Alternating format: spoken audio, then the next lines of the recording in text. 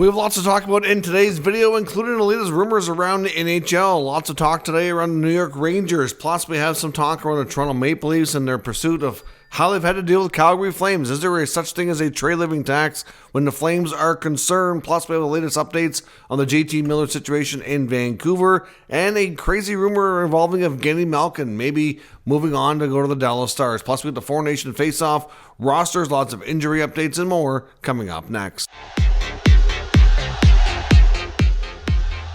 So welcome back to another video here at Top Shelf Hockey. As I mentioned, we have lots to talk about here today. Let's first get into some of the news before we jump into the rumor mill. Of course, last night we saw an emotional affair between the Calgary Flames and the Columbus Blue Jackets. It was the Blue Jackets' first visit to Calgary, of course, since the passing of Johnny Gaudreau. So, of course, which we've seen many times this year already.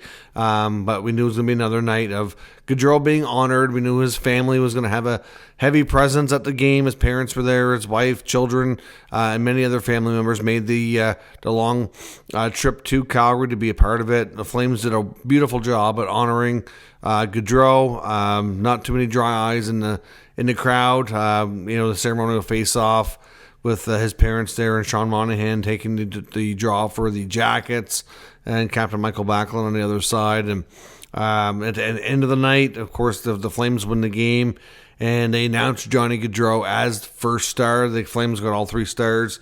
It was Backlund, Anderson, and then they gave the first star to Gaudreau, which it was his dad, Guy, came out. Just tremendous ovation. Very well done. Guy Gaudreau was around the team a lot. Went on the ice with them for practice. He and his wife Jane did a nice interview with Ryan Leslie, who's perfect for that situation and knew the Gaudreau family very well. During the first intermission, Johnny's wife Meredith did a pregame interview. It was just very well done. Extremely, emotional night. Ryan Leslie, for his interviews, he's just a perfect guy for that role. I know he had a good relationship with Johnny and dealt a lot with him, and even it was the only one, I think, to get an interview at a Calgary media after Gaudreau decided to sign in Columbus as well. So an extremely, well done evening, another great night of honoring Johnny, and the impact he had on the game, certainly far-reaching, and you could just go to show the effects of everything, and still lots of people that are still hurting and still emotionally grieving, which is going to take some time. And, some of these people that are super close to him, like his friends, family, and wife, I don't know if you ever really get over that. It's such a tough night, but just at the same time, it does make them feel good, I think, to some degree, just to see how much he was loved and to see how much effect and impact he had on so many people's lives. So it was a great night watching the Flames and the Blue Jackets battle, and the Gaudreau, honoring of him with the family present. It was a wonderful night. Another retired player. More news today with another former NHL player announcing his retirement. Former first-round pick in the 2010 draft with the Red Wings, Riley Sheahan, who spent the first 7-8 years of his career with Detroit, officially announced his retirement after playing 637 NHL games. Of course, he's out of the NHL for a little while now. After his career ended in Detroit, he went on and bounced around and kind of became a little bit of a journeyman player, playing with several other teams before eventually calling her quits. So good luck to Riley Sheahan with whatever comes next. Some pretty big injury updates. A few quick ones first. In Calgary, Justin Kirkland, who is a pretty young player for them and looks to have a bright future. Unfortunately, his season is over. He had a serious ACL injury that required surgery, and it's a really long recovery from that. So we won't be seeing Justin Kirkland anymore this year, unfortunately. In Vancouver, they've returned Max Sasson to the American Hockey League. The Minnesota Wild got hit hard with a slew of injuries. They've announced that Jonas Brodin is week-to-week. Eriksson Ek is week-to-week. And Zuccarello also week-to-week, with Jacob Laukow also injured, considered day-to-day. They've done a pretty good job. Obviously, they're the highest-ranked team in the NHL right now, and they've done a good job of battling through some adversity this year, but this is a lot so far at one time. So we'll see how they continue to play and how they continue to deal with this. In Los Angeles, Darcy Kemper is ready to roll, so he's been activated. Goalie Eric Portillo returned to the American Hockey League.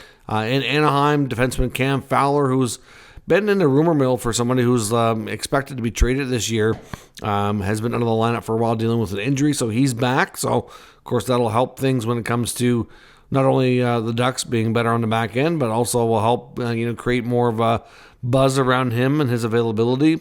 So that's good to see. And in Dallas, significant injury update on Tyler Seguin. He's basically going to have to get his hip redone again. He's going to be looking at a 4 to 6 month recovery. Now, many people are saying that the team and general manager Jim Nill and everybody involved here kind of knew this was coming. It sounds like it's been something that Tyler's been dealing with for a while, and all the posts make it sound like he was trying to play through it and whatever, and I'm sure that's the case. But some people are saying that it's extremely, timed so that he can be back for playoffs. He could try to play through it and be back so that they can maximize their salary cap situation and get the long-term injury relief. Because at this point, it would almost time out pretty close to being perfect for a first round availability for Tyler Seguin. And the Dallas Stars are linked to another interesting name that we're going to look at here a little bit. And regardless if it's that person or not, I expect Dallas to fully utilize Seguin's availability of a salary cap in LTIR and add another star player and be that much deeper come playoff time. I mean, really, they'd be crazy not to. Every other team with the option does it, so why shouldn't they? As I mentioned as well, we got the Four Nation Face-Off rosters tonight and this afternoon and this evening. I do have a dedicated video on the channel regarding that, so I'm not going to go too deep into analyzing them, but certainly some interesting names on these rosters. The European teams look pretty deep, pretty solid, good defenders, great goaltending.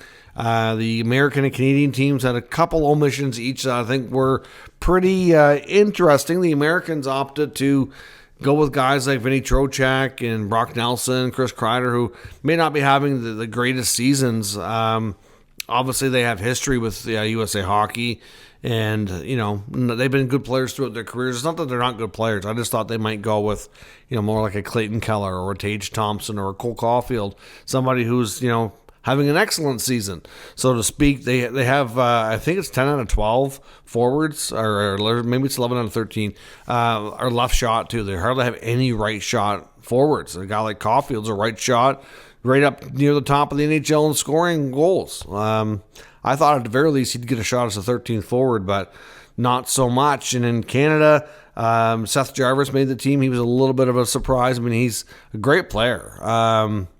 But I thought they might go with a player like a Connor Bedard or maybe even a Celebrini as a 13th forward to try to, get them some senior level international experience, because they are expected to be big parts of Team Canada down the road as early as 2026 for the Olympics. So we'll see. Obviously, some of the players on these rosters, a lot of them will probably be on the Olympic teams. There's a few, though, especially because of their age and where they're at in their careers, I would say, might not be. But obviously some of these teams are, like the U.S., for example, they're an older team, but they're clearly going to win and not worrying about developing or experience or anything about the future. They're trying to win now. Interesting strategy. But all teams look, all the rosters look really good. Like I said, definitely a few question marks here and there. And if I were the GMs, I might have done a little bit different. But obviously there's a reason why I'm sitting here making videos and I'm not an NHL general manager. So we'll see where things go on that front, and I'd be curious to see how things play out. But it should be a fun tournament, and we're looking forward to it. Of course, there could be replacements as well, because any players that are injured are able to be replaced right up until the time the tournament starts. So we could see a little bit of that. Now, in the rumor mill, all kinds of stuff. Let's start with the New York Rangers. Of course, we know the Rangers have been a hot topic around the league for the past probably week, almost 2 weeks now, after, like I said, the Chris Drury had put out a note to the other GMs indicating that Trouba and Kreider were available and they were looking to shake things up, which Elliot Friedman had reported on. And it's been a bit of a media circus around this team ever since. A new Athletic article from writer Peter Baugh today that I was looking at basically says, in his opinion, that there's really only two players he'd mark as untouchable, and that's Fox and Lafreniere. So we already know that Trouba and Kreider were made available now. Zibanejad has a full no move clause. The other two guys have a modified, so tough to move him. But we've heard a lot about Capo Kakko, Keandre Miller, Ryan Lindgren. There's some debate over is Igor Shesterkin going to re-sign? Obviously that's a tough one. I don't know that they would really be able to trade Igor. It's not that, I'm sure there's 31 other teams that would love to have him, but I don't know that there's 31 teams that want to pay him what he wants in his next contract. And what's the point of giving up a bunch of assets for him if it's just for this year, right? The request for a trade would be massive, and I just don't see how anybody could really pull that off and justify it. So it's kind of difficult to say. There's some rumblings too about, could there be a coaching change? I came across one article, I think it was Marco D'Amico of RG.com, saying that he's been told that, Laviolette is not going to be fired super quick here, but not going to be given too much more time to get things turned around.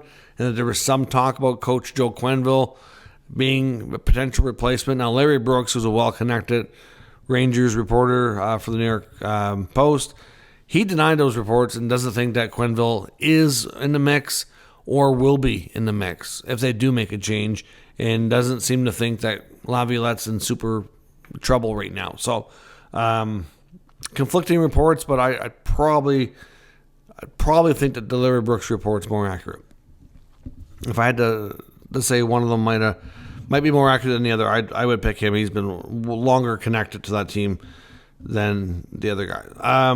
But yeah, as far as trades go out of New York, it's really hard to say what we're going to see. I don't know that we're going to, as much as I think the team would be interested to it. Like Peter Ball's article talks about Trouba and Kreider trades. He thinks it's possible that we could see them one or the other or both moved, but they're more likely to happen in the offseason, and I agree with that. Teams have more flexibility. We know that the Rangers were trying hard to move Trouba this past summer, and it never came to be. I think everything was lined up to send him to the Red Wings, and I think it could happen next summer. So, those big deals would be more likely then. But, it talks about how Kakko and Keandre Miller might be some of the younger pieces that they would be willing to move. They both are going to need new contracts here soon as well. It's not a given that they'd be gone. They'd have to find a way to bring in a big upgrade, of course, right? And we know that the Rangers have been pretty hard after JT Miller. But now reports out of Vancouver today, Jim Rutherford kind of had I don't know what you want to call it, but a pretty cranky response to Vancouver media asking for comments on the rumors that were floating around about Miller wanting out. And he denies them wholeheartedly and says, we're not trading him. We stand by him. Which is okay, well, the rumors weren't that the Vancouver Canucks were looking to trade JT Miller. The rumors were that part of Miller's request away from the team is that he may want to be moved. There's a big difference there. And, obviously Vancouver's denying it. I'm not surprised. Again, like I said before, with Miller, the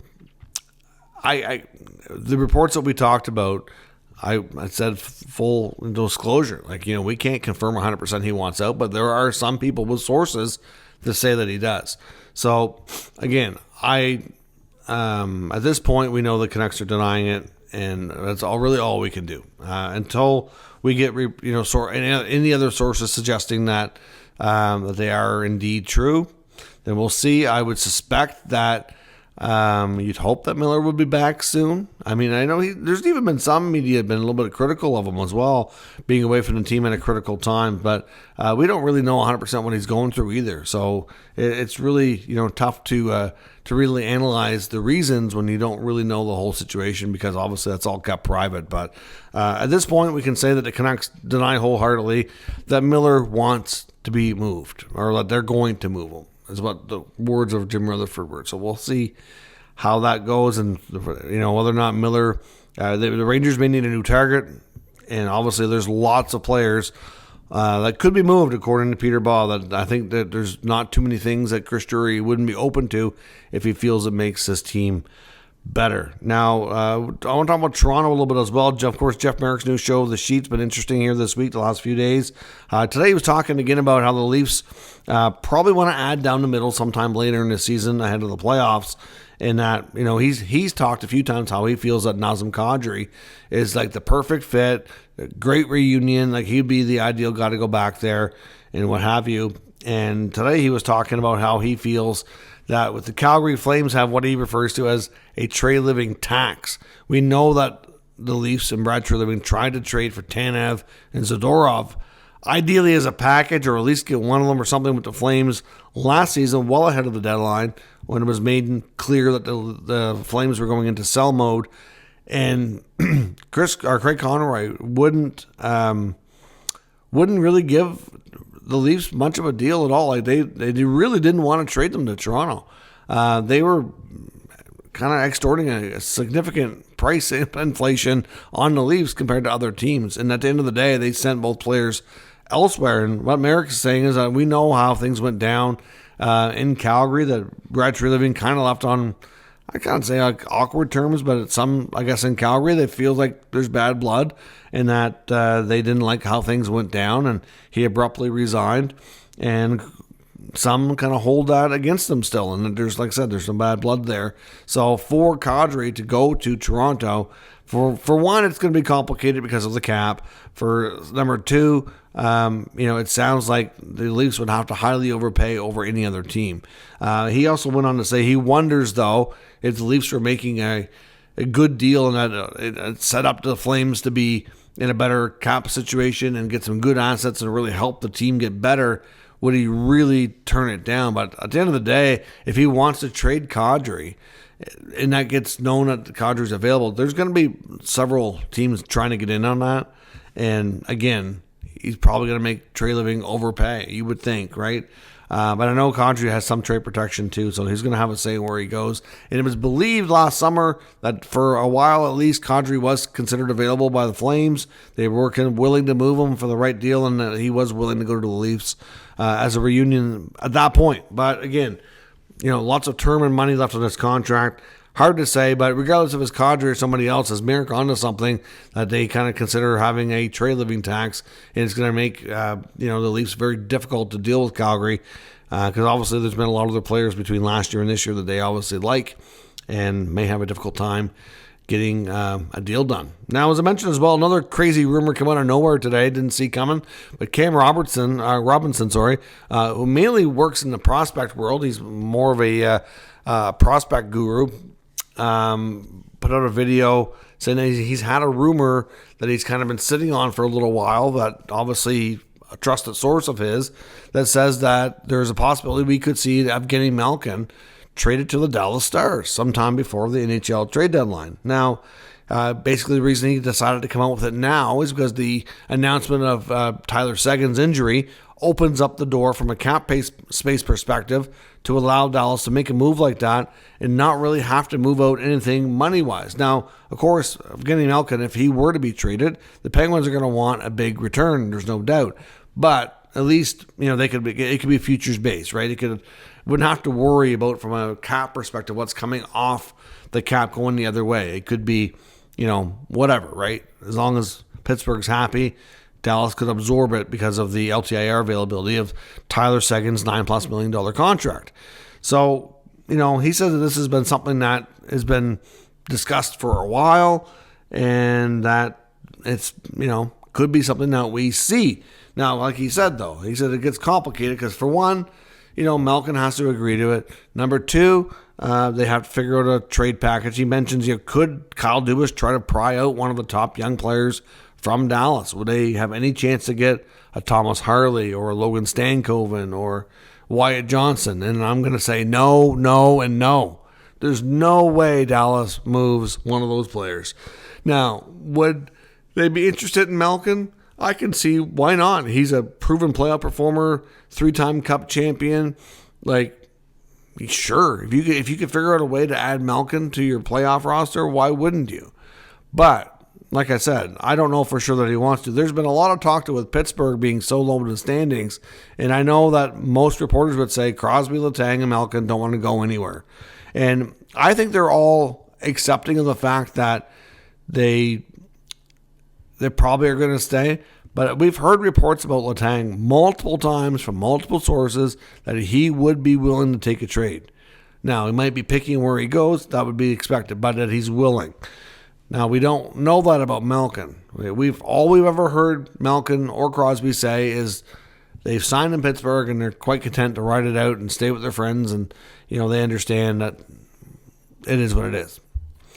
Now, this is a completely different scenario where we don't really know how Malkin would feel about this, but could the losing this year, if it doesn't get any better and they're near the bottom of the Eastern standings, would there be a change of heart? Would Malkin or Letang, or even Crosby for that matter, reconsider?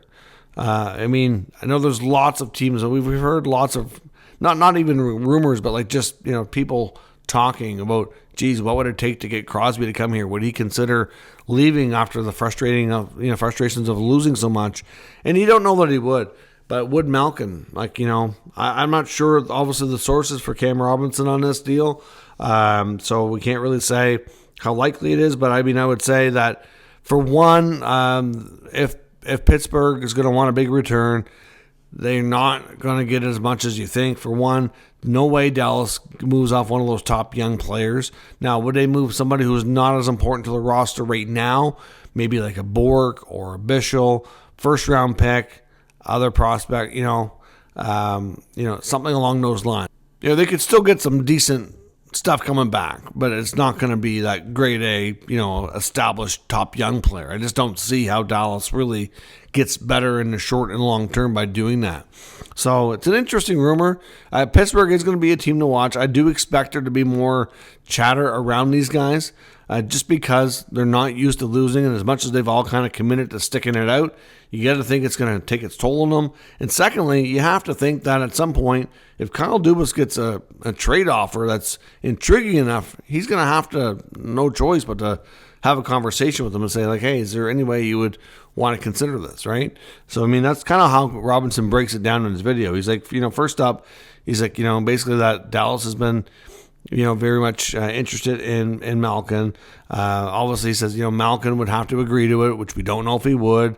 Dubas would have to have a package that he really likes to take it to Malkin to see if he can get his approval or not. And then, it has to work from a cap perspective too, which I think would be easy, to be honest. So, interesting thing to think about. It's probably pretty unlikely. And like I said, if for any reason, Penguins fans are looking at that going, geez, we could get a really good young player to really retool this team if Malkin was willing to go. I don't think so. I really don't. Dallas does not become better that way, right? So, does a Maverick Bork or a Leon Bischel make you better? Maybe, but not really enough to move the needle, in my opinion. Now, you get a first-round pick back, it's going to be a late first-rounder. I just don't see how they could win that deal. So, to me, if you want to do right by Malkin, if he wants to go and you have an opportunity to get something back, okay. But I don't know that you really get better. It's a tough thing to just do, and I just don't. It's a fun thing to think about. Obviously, it's a juicy rumor, so we're going to talk about it, but I don't really think it has any chance of happening. But, if Malkin wants it to happen, it'll happen.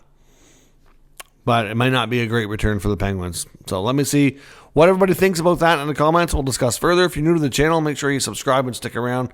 We'll keep you up to date with the latest news, rumors, and analysis of all 32 NHL teams. Thank you for watching. I'll catch you next time.